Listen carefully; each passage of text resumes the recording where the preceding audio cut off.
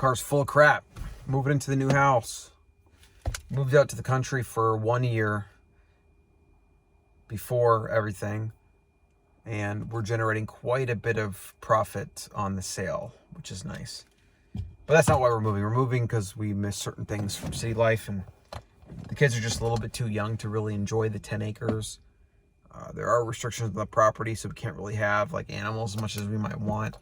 And I just decided it's not really time for me to kind of take the farming lifestyle. I still have a lot of work to do.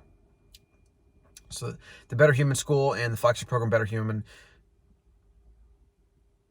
So I'm going to be working on my mindset coaching program and also taking on clients to help with mindset coaching, business coaching, personal development, habits, productivity, really everything you need, but mostly focused on how you think. And that's also what the Better Mind program, it's going to be my flagship group coaching program I'm going to be doing that I'm really excited about.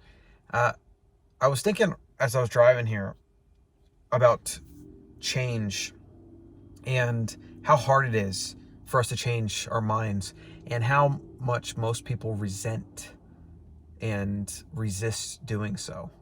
And then I heard in an audiobook about Danny Kahneman, who was a Nobel Prize winning economist and psychologist. There was some anecdote about how he was like happy that he was wrong, and he was happy that this new research came out that allowed him to change his mind. And that was a surprising thing. That's why the author highlighted it.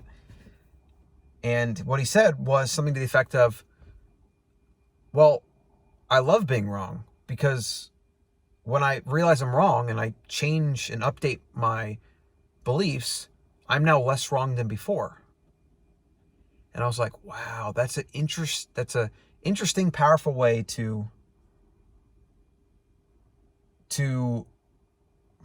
be dedicated to becoming better and thinking better. And it's not in our human biology, okay? So let's explain real quick, why is it so hard to change your mind?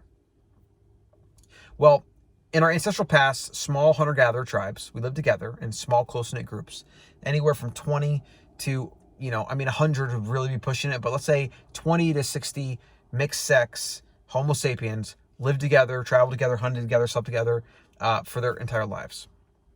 What that meant was, if you had beliefs in your group about certain areas that were dangerous, about certain foods you shouldn't eat that might be poisonous, and about certain people or things that might be dangerous or unknown, you had to have everybody think alike in those situations, because anybody that wouldn't have respect to those beliefs would have been a threat to the entire group. They would have either invited people back to their camp that could have been hostile, right? They could have invited dangerous animals into the hunting party, or from this way or that way or whatever, or just lackadaisy making sound while on a hunt in an area that is known to be dangerous. Humans developed a mechanism to deal with this in nature and as groups, and that was very, very strong belief systems and a mind that is quickly prone to believing what the group believes and then holding on to those beliefs as much as possible. Today, we can see that just creates tribalism, and it just makes us fragile. In a world where we have so much information and we can control a lot of things in our environment, we don't have as much of the physical threat as we used to. The better mind today, and the mind that is more likely to win in this complex world where everything's changing, is the flexible mind. We can then take a look at the universe and just science for a second. We know that the only constant in the universe is change. Everything's changing. Everything's dying. Everything's regressing to disorder or to entropy. That's the only constant there is. So if you go through life with fixed mindset, with a rigid belief system that is not changing and that resists change, and you live in an environment where things change all the time, and in fact, the only real constant is change, what do you think that sets you up for? It sets you up for failure. It sets you up for failure in everything. And this can be applied to your diet, your lifestyle, your health, to obviously politics and things like that, but everything. Now, I'll give you one tip that can help stave that off a little bit.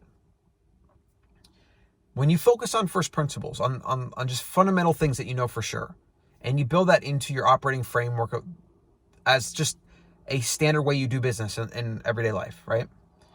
You remove a lot of the dangers of rigid belief systems because you actually don't have a lot of time and energy to form rigid beliefs and have strong opinions about things. You just ask yourself, like, what do I know for sure here? Okay, what do I want? What's my goal? I usually want some kind of goal. I want to remove some pain or find some pleasure. And so is this thing that I'm obsessing about or needing to be right about, is this helping me, getting me closer to that goal? Or is it keeping me more rigid, more solid, more pulled back? And that's, the question you have to ask yourself always about everything. But when it comes to first principles, when you think in first principles, you can really remove a lot of the nuance on all the fuzzy gray areas and just go down to the basics, go down to the foundation and just say, everything above this that I don't know for sure, I'm going to let it go. But these things I know for sure. So let me think about this. How can I use this foundation to get where I want to go? And that's fundamentally the big idea that has led me at this point in my life to doing what I'm going to do next and focusing on helping people change through their mindset and through behavior and how they think. I'm really excited about it. Now, if you want to learn more, you can go over to betterhuman.school, and that's the Better Mind flagship program. We have the group coaching. That's going to be intensive, a lot of hands-on Zoom experience, live coaching rooms, right? And then the self-serve is just going to be the module access, and as well as the community backend. And so, both are just going to be life-changing game changers for people. And it's quite literally what I'm doing for the second part of my life. So I'm pretty excited about it. But takeaways for today are, in a universe that is defined by change, the only thing that is constant, that is change. The more rigid you are, the more fragile you become. The more able to change you are, the more anti-fragile you become. And then when things change, you actually get stronger and you adapt. And you want to move to that end of the spectrum as much as possible. So subscribe for more videos, big ideas to help you think better, live better, and I'll see you in the next one.